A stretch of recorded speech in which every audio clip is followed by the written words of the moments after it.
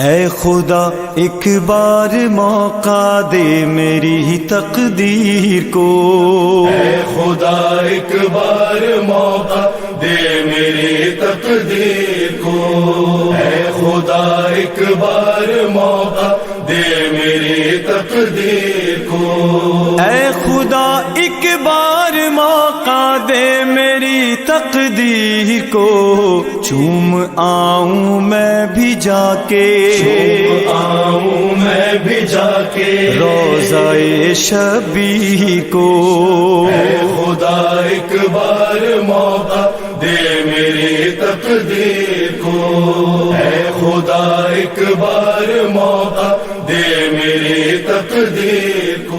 ناظرین، ائمہ طاہرین کل کائنات کے امام ہیں۔ یہ صرف انسانوں کے ہی نہیں بلکہ اس کائنات میں بسنے والی ہر مخلوق پر ولی مقرر کیے گئے ہیں۔ جس طرح اس دنیا میں بسنے والے انسان اللہ کے ولی کی پناہ میں ہیں، اسی طرح کائنات کی دیگر مخلوقات بھی ان اولیاء اللہ کی پناہ میں ہے۔ آج کی ویڈیو میں بیان کردہ یہ سچا واقعہ بھی کچھ اسی طرح کا ہے۔ اس واقعے کا زمانہ زیادہ سے زیادہ 200 سال پہلے کا ہے۔ یہ دلچسپ واقعہ سننے کے بعد آپ کو معلوم ہوگا کہ امام صرف انسانوں کا ہی نہیں، ہر مخلوق کا اسی شفقت اور محبت سے خیال رکھتے ہیں کہ جس طرح ہم ناقص لوگوں کا خیال رکھتے ہیں۔ ناظرین، یہ واقعہ علامہ شیخ محمود عراقی میسمی نے اپنی کتاب دارالسلام میں علامہ دربندی کے حوالے سے بیان فرمایا ہے۔ البتہ ہم نے اسے مصطفیٰ محمد احوازی کی کتاب معجزات امام حسین علیہ السلام سے لیا ہے۔ ناظرین، فاضل دربندی حضرت امام حسین علیہ السلام کے حوزہ علمیہ کے ایک طالب علم کے حوالے سے نقل کرتے ہیں کہ وہ بیان کرتا ہے کہ کافی دنوں سے میرے حالات خراب ہو چکے تھے اور میں تنگ دستی کے عالم میں زندگی گزار رہا تھا۔ میرے پاس گوشت خریدنے کی بھی ہمت نہ تھی، اور جب کبھی ہمسایوں کے ہاں گوشت پکایا جاتا تو میرے جسم میں بے چینی کی لہر دوڑ جاتی۔ میں نے خیال کیا کہ امام حسین علیہ السلام کے حرم مطہر یعنی روضہ مقدسہ اور صحن مقدس میں جو کبوتر ہیں وہ سب جنگلی ہیں، ان کا کوئی مالک نہیں ہے، لہٰذا انہیں شکار کیا جا سکتا ہے۔ یہی سوچ کر میں نے ایک حجرے کے دروازے کو رسی سے باندھا، اور جب کبوتر حجرے میں داخل ہوئے تو میں نے رسی کھینچ دی، جس سے حجرے کا دروازہ بند ہو گیا۔ اس کے بعد میں نے ان کبوتروں کو جیسے کیسے پکڑا اور انہیں ذبح کرنے کے بعد تھال کے نیچے رکھ دیا کہ ابھی پکا کے کھاتا ہوں۔ اسی دن ظہر کے بعد قیلولہ کرتے ہوئے عالم خواب میں دیکھا کہ حضرت سید الشہداء میری طرف تشریف لائے اور مجھے غضبناک ہو کر غصے کی حالت میں دیکھا اور فرمایا، تم نے کبوتر پکڑ کر انہیں کس لیے مار ڈالا ہے؟ میں نے خجالت اور شرمندگی سے اپنا سر نیچے کر لیا اور انہیں کوئی جواب نہ دے سکا۔ حضرت نے فرمایا، میں تجھ سے کچھ پوچھ رہا ہوں، تو نے کبوتر پکڑ کر انہیں کیوں ذبح کیا؟ میں پھر خاموش رہا۔ امام حسین علیہ السلام نے فرمایا، تیرا دل گوشت کھانے کو کر رہا تھا، جس وجہ سے تو نے یہ کام کیا ہے۔ آئندہ ایسا مت کرنا، تجھے کچھ مقدار میں گوشت مل جایا کرے گا۔ ناظرین، وہ طالب علم کہتا ہے کہ اس کے بعد میری آنکھ کھل گئی اور میں خواب سے بیدار ہو گیا۔ البتہ خوف اور شرم کے مارے میں کانپ رہا تھا اور اب اپنے کیے پر نادم اور پشیمان تھا۔ میں اپنے بستر سے اٹھا، وضو کیا اور امام حسین علیہ السلام کے حرم مطہر میں چلا گیا۔ تربت کی زیارت سے فارغ ہونے کے بعد نماز پڑھی اور اپنے کیے کی توبہ کی۔ اس کے بعد حضرت عباس کے حرم کی طرف جانے کے ارادے سے باہر نکلا۔ بازار سے گزر رہا تھا تو میری نظر قصاب کی دکان پر پڑی۔ قصاب نے مجھے آواز دی، لیکن میں نے اس کی آواز کی پرواہ نہ کی۔ اس نے مجھے دوبارہ آواز دی۔ میں نے کہا کیا چاہتے ہو؟ اس نے کہا آؤ گوشت لے لو۔ میں نے کہا مجھے گوشت نہیں چاہیے۔ اس نے کہا کیوں؟ میں نے کہا میرے پاس پیسے نہیں ہیں۔ اس نے کہا میں تم سے پیسے نہیں لوں گا، لہٰذا روزانہ آیا کرو اور کچھ گوشت لے کر چلے جایا کرو، اور آج کا حصہ ابھی لیتے جاؤ۔ اس کے بعد اس نے مجھے گوشت دیا اور تاکید کی کہ آئندہ بھی آ کر میں گوشت لے جایا کروں۔ وہ بیان کرتا ہے کہ اس نے وہ گوشت لیا اور گھر جانے کا ارادہ کیا اور چل پڑا۔ گھر پہنچا، اسے پکایا۔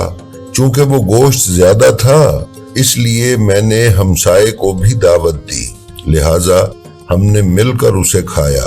میں نے پڑوسی سے کہا کہ ایک شخص روزانہ مجھے گوشت دیا کرے گا جو کہ میرے لیے زیادہ ہے۔ پڑوسی نے کہا کہ تم گوشت لے آیا کرو، میں روٹی اور دوسری چیزیں لاؤں گا اور پھر ہم مل کر کھایا کریں گے۔ میں نے اس پڑوسی کی بات کو منظور کر لیا۔ اسی طرح کرتے کرتے ایک عرصہ گزر گیا اور وہ قصاب روزانہ مجھے گوشت دیتا رہا۔ میں اور وہ شخص اکٹھے اسے کھاتے رہے۔ ناظرین، وہ طالب علم بیان کرتا ہے کہ ایک دن میری عجمی رگ بیدار ہوئی اور میں نے منصوبہ بنایا کہ 1 سال کے گوشت کا حصہ جو کہ 112.5 من تبریزی بنتے ہیں فروخت کر دوں اور اس سے زیادہ راہ یعنی اپنے سفر وغیرہ کا خرچہ بنا لوں۔ اس مقصد کے لیے میں نے ایک شخص کو بطور گاہک تیار کیا اور پھر اسے لے کر اس قصاب کے پاس چلا گیا۔ پھر اس قصاب سے کہا کہ تم میرے بدلے 1 سال تک اس شخص کو گوشت دیتے رہنا۔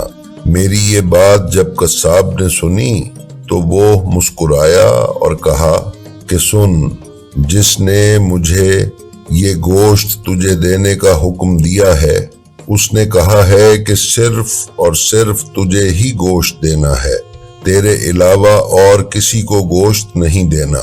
میں نے قصاب کی جب یہ بات سنی تو ایک سرد آہ بھری اور دکان سے واپس آ گیا۔ جب رات ہوئی تو میں پریشانی کی حالت میں سو گیا۔ خواب میں اپنے مولا سید الشہداء امام حسین علیہ السلام کو دیکھا۔ انہوں نے فرمایا کیا تیرے ذہن میں عجم جانے کا خیال ہے؟ میں ان کی اس بات کا کوئی جواب نہ دے سکا اور اپنے سر کو جھکا لیا۔